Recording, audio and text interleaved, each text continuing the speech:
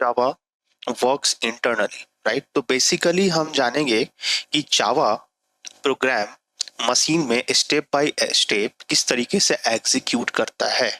Okay, सो मतलब basically हम क्या पढ़ना चाह रहे हैं। सो देखिएगा, मतलब बेसिकली इसका मतलब यही हुआ कि हम flow of execution of Java file देखने वाले हैं। ओके, मतलब हम क्या देखने वाले हैं, flow of execution of Java file. Okay,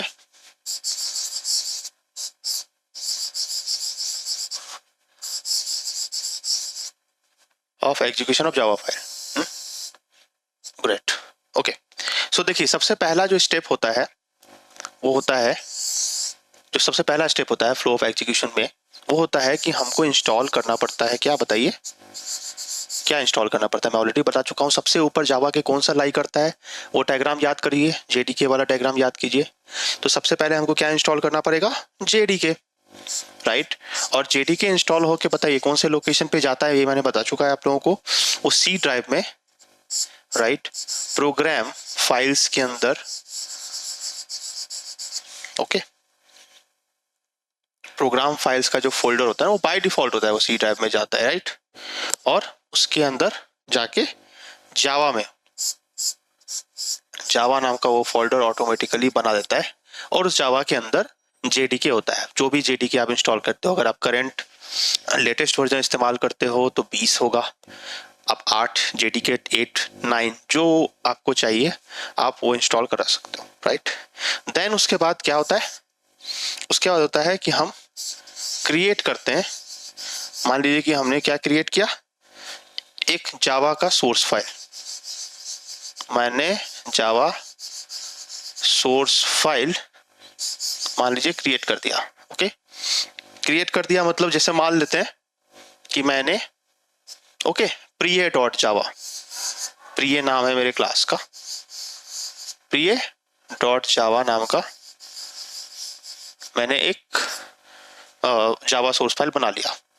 उसके बाद क्या होगा, जैसा कि हमने लास्ट वीडियो में बात किया था, हम क्या ओपन करेंगे, सीएमडी मतलब कमांड लाइन ओपन करेंगे, एंड हम क्या करेंगे, कमांड लाइन ओपन करके हम कंपाइल करेंगे, किसको, अपने सोर्स फाइल को, कंपाइल व्हाट एंड रन, हम दोनों करेंगे, पहले कंपाइल करेंगे और रन करेंगे, किसको, अपने सोर्स फाइल को। ओके, अभी ध्यान दीजिएगा, बहुत ही अच्छे से मैं इसको नीचे समझाऊंगा। देखिए मैंने क्या किया, मैंने, समझ लीजिए ऐसे, मैंने मान लीजिए कि अपना जो सोर्स फाइल है, मान लीजिए मैंने सोर्स फाइल,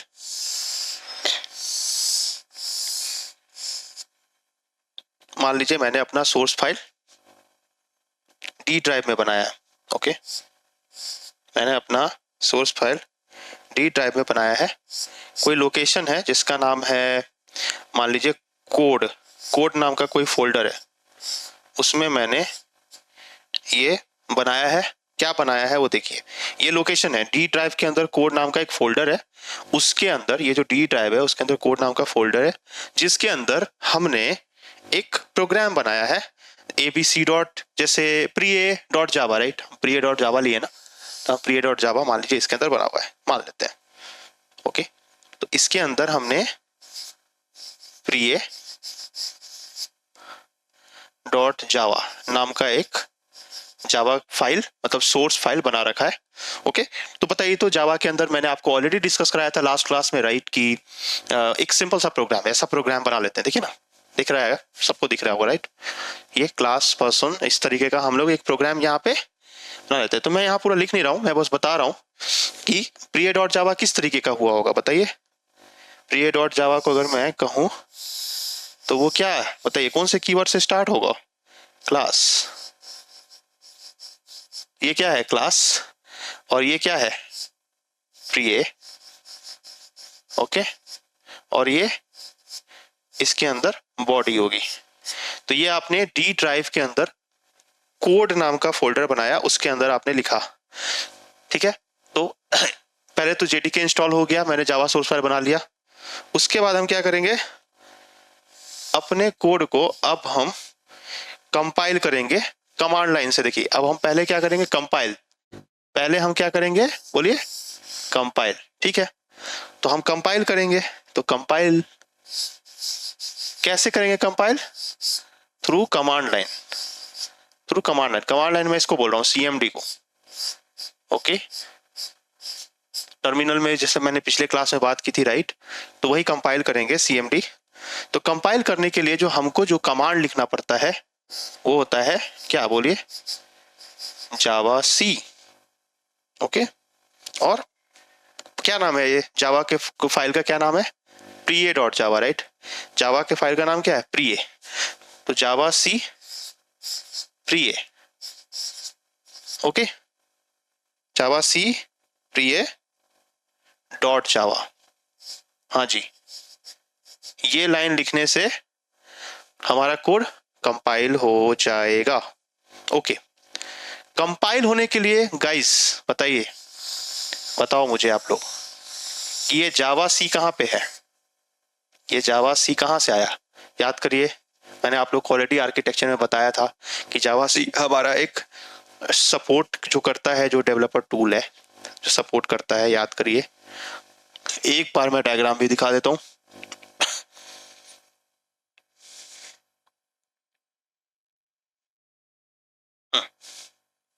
डेवलपमेंट टूल्स में आता है ना जावा सी, और ये सब कुछ JDK के अंदर आता है। देखो ना, जावा सी सब कुछ JDK के अंदर आता है। इट मीन्स व्हाट, कि वो C ड्राइव के अंदर होगा, if I am not wrong. Okay, तो ये जावा सी होगा, वो कहाँ होगा, C ड्राइव के अंदर। देखिए मैं बताया था उसका लोकेशन क्या होगा, बोले C ड्राइव के अंदर क्या होगा, प्रोग्राम फाइल्स होगा। जैसे मैंने ऊपर बताया, प्रोग्राम फाइल्स के अंदर क्या होगा, जावा होगा। ओके, जावा के अंदर क्या होगा, JDK होगा। ओके, JDK के अंदर क्या होगा, JDK के अंदर होगा बिन। ओके, बिन फोल्डर होता है, ये आपको याद नहीं रखना है, बस देखिए बिन फोल्डर होगा और बिन के अंदर होगा जावा सी। ओके, ये इसका लोकेशन होगा, यहाँ पे होगा। ठीक है, प्रोग्राम आपने D ड्राइव में बनाया, ठीक है, लेकिन कंपाइल कर रहे हैं तो जावा सी से कर रहे हो तो C ड्राइव से। बिल्कुल ऐसे होगा, क्यों बताइए, because the main method is a public method, right. और मैंने आपको पिछले एक ट्यूटोरियल में बताया था कि जो पब्लिक अगर हमने मेथड को बना दिया है तो उसको आप लैपटॉप में कहीं भी जावा आपने इंस्टॉल करके रखा है तो वो उसको पिक कर लेगा आपके प्रोग्राम को। ठीक है, तो प्रोग्राम आपने भले D ड्राइव में बनाया है, ये C ड्राइव में, से फर्क नहीं पड़ता है, आपका मेन मेथड पब्लिक है, राइट। priye.java का कैसे पता, क्योंकि हम लोग लिखते हैं ना पब्लिक स्टैटिक वॉइड मेन, तो ये पब्लिक है, दैट्स व्हाई। तो इसको ये कंपाइल करेगा। ओके, कंपाइल करने के बाद बताइए क्या होता है, ऑलरेडी बता चुका हूं, कंपाइल करने का डॉट क्लास जनरेट होता है। तो प्रिय डॉट जावा का एक प्रिय डॉट क्लास, प्रिय डॉट क्लास, ये बन जाएगा। ओके, कहाँ पे होगा ये, बस वहीं पे जहाँ पे D ड्राइव में है ना, कोड फोल्डर में, D ड्राइव के कोड फोल्डर में प्रिय डॉट क्लास ट्राई करेगा। अब हमने कंपाइल कर दिया, अब किसकी बारी है गाइस, रन की। अब हमने कंपाइल कर दिया ना, अब हमें रन करना है, तो हम रन कर देंगे। तो रन करने के लिए जो हम कमांड लिखते हैं वो क्या लिखते हैं, इसको मैं ऊपर ले लेता हूं। रन करने के लिए जो हम लोग कमांड लिखते हैं, अब हम रन करने जा रहे हैं CMD, राइट। क्या करने जा रहे हैं, रन।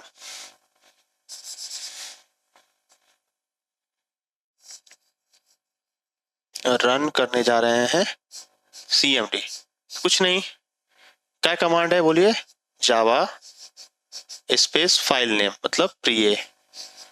इससे क्या हो जाएगा गाइस, टेल मी, इससे क्या हो जाएगा, इससे हमारा प्रोग्राम रन हो जाएगा। ओके, और रन होने के बाद बहुत ही ध्यान से देखने वाली बात है, रन होने के बाद ये कहाँ जाएगा, बोलिए, रन होने के बाद ये जाएगा JVM में। हाँ जी, ये बहुत बड़ी बात है। रन होने के बाद ये कहाँ जाएगा? JVM में। ओके, रन होने के बाद ये कहाँ जाएगा? JVM में।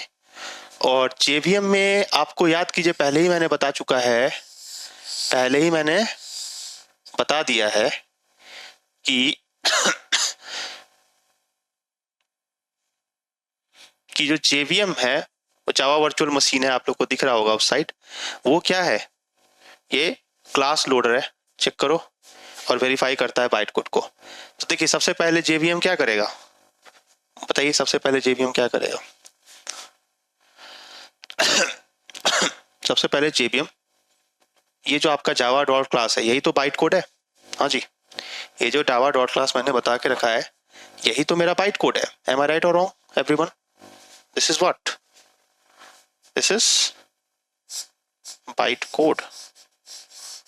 बाइट कोड, ओके, ये हमारा बाइट कोड है, ठीक है। तो देखिए देखिए, तो JVM क्या करेगा? क्या क्या काम करेगा बोलिए? सबसे पहले तो ये कंपाइल हो गया, रन हो गया, तो सबसे पहले तो ये क्लास को लोड करेगा, इस डॉट क्लास फाइल को लोड करेगा।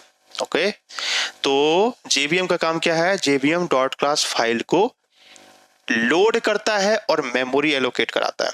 हाँ जी, तो मैं JVM के बारे में लिखना चाहूंगा।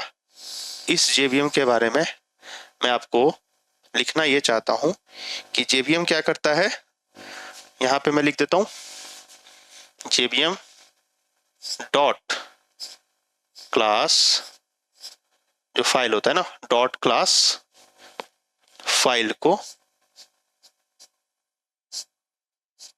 क्लास फाइल को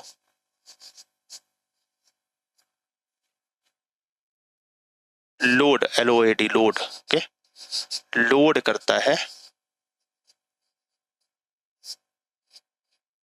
लोड करता है।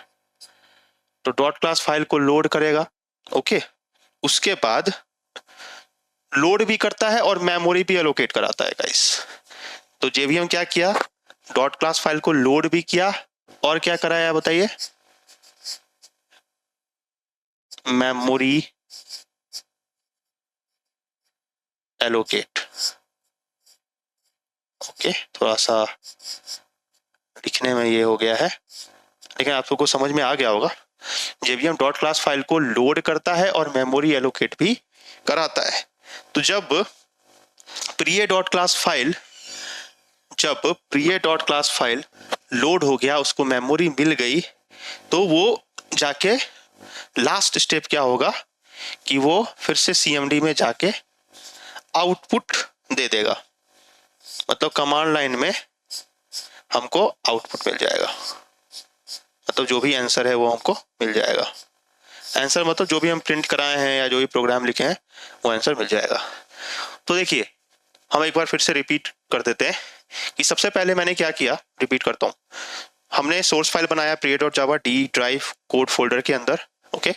कंपाइल करने के लिए हमने कमांड लाइन में जावा सी priya.java लिखा, ठीक है। सी जो जावा सी कहाँ होता है? सी ड्राइव के अंदर जो भी JDK का डिफॉल्ट लोकेशन होता है वहां पे होता है।